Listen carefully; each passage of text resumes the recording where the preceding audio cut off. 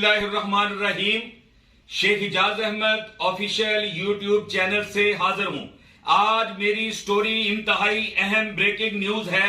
Grey list میں ہی کیوں رکھا گیا ہے اور ہم نے ان کی تمام تقریباً شرائط پوری کر دی ہیں۔ انہوں نے کہا ہے کہ منی لانڈرنگ میں مزید کام کرنے کی ضرورت ہے، دہشت گردی میں منی لانڈرنگ استعمال ہو رہی ہے۔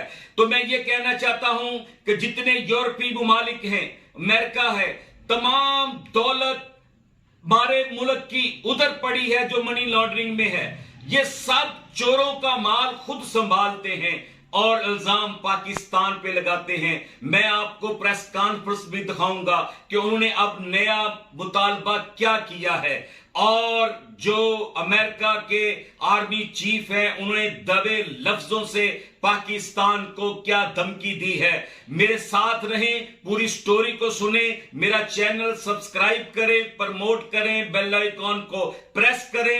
یہ میرا مقصد ہوتا ہے آپ تک پیغام پہنچانا، آپ کا میرا رشتہ قائم رہے، سب سے پہلے آپ کے پاس میرا پیغام پہنچے۔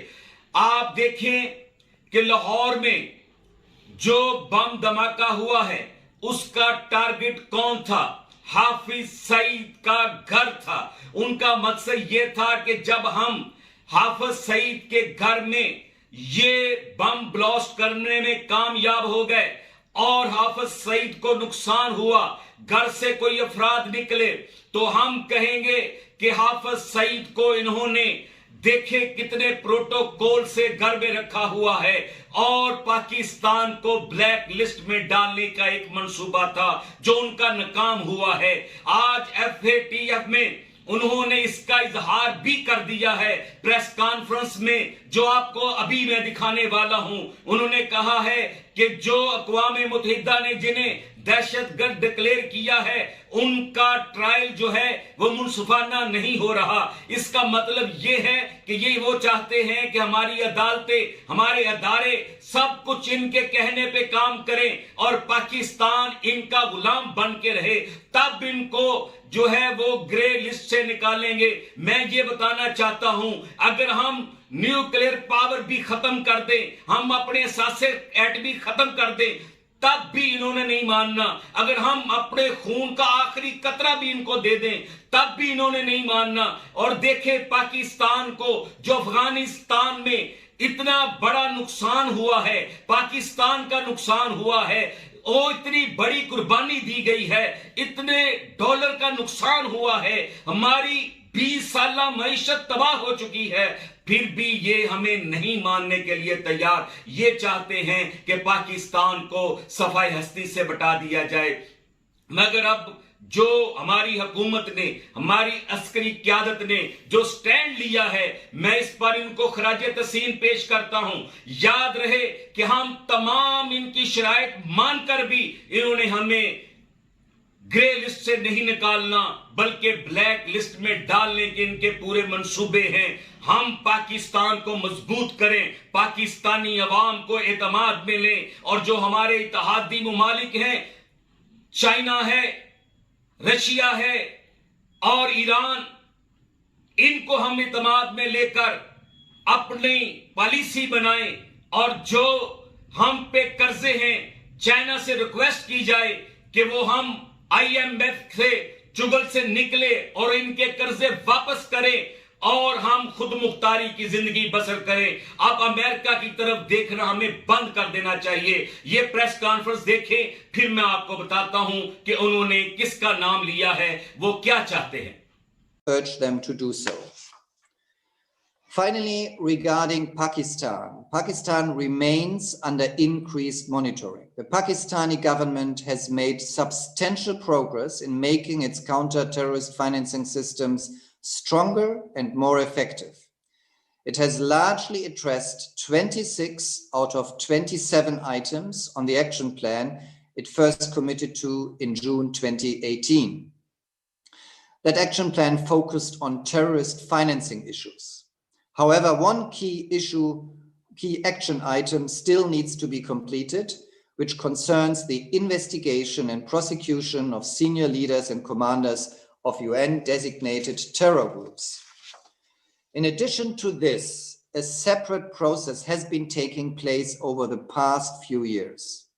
Back in 2019, the FATF's regional partner, the APG, the Asia Pacific Group, identified a number of serious issues during its assessment of Pakistan's entire anti-money laundering and counter-terrorist financing system. Since then, Pakistan has made improvements.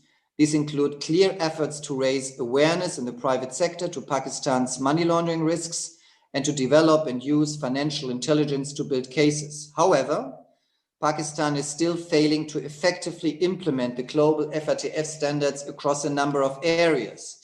This means the risks of money laundering remain high, which in turn can fuel corruption and organized crime.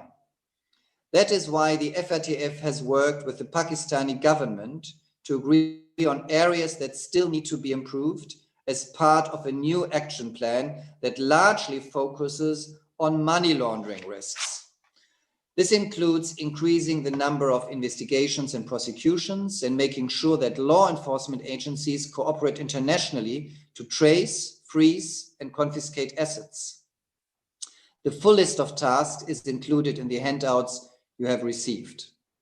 This is about helping authorities stop corruption and prevent organized criminals from profiting from their crimes and undermining the financial system and legitimate economy in Pakistan. I want to thank the Pakistani government for their continued strong commitment to this process. Pakistan has already made substantial progress since the APG report first identified issues, and I know the authorities will continue to work to make the necessary changes. Now I'm happy to take your questions. Thank you. Okay.